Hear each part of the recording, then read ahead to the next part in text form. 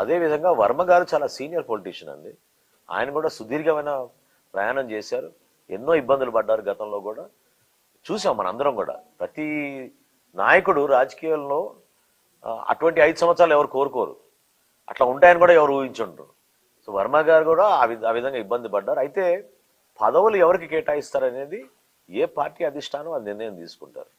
పవన్ కళ్యాణ్ గారు మనస్ఫూర్తిగా ఎప్పుడు కూడా మాలో ఉన్న నాయకుల్ని కూడా ప్రతిసారి అదే అంటున్నారు. ఏదో వారసత్వం రాజకీయం అని ఎవరైనా అంటే చాలా పొరపాటు అది.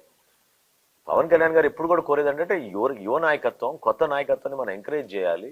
ఎంతమందికి అవకాశం ఇవ్వగలితే అంతమందికి ఇవ్వాలి మన అవకాశం అని నిలబడతారు ఆయన. ఇప్పుడు చాయిస్ ఇస్తే ఆయన పదవి తీసుకోరు, కానీ ఇతరులకు పదవి ఇచ్చే మనిషి ఆయన. కాబట్టి వర్మ గారి విషయంలో కూడా ఖచ్చితంగా ఆయనకి న్యాయం జరగాలి. ఆ విధంగా ఆయనకు గౌరవించుకుంటాం. ఆయన కూడా వాళ్ళ పార్టీలో ఉన్న అంతర్గత విషయం అది వాళ్ళు మాట్లాడాలి. కూటమిలో భాగస్వాములుగా ఆయన సహకరించారు. పవన్ కళ్యాణ్ గారు ఎలక్షన్ నిలబడ్డారు. మీ అందరం కూడా ఆయన గౌరవించుకుంటాం.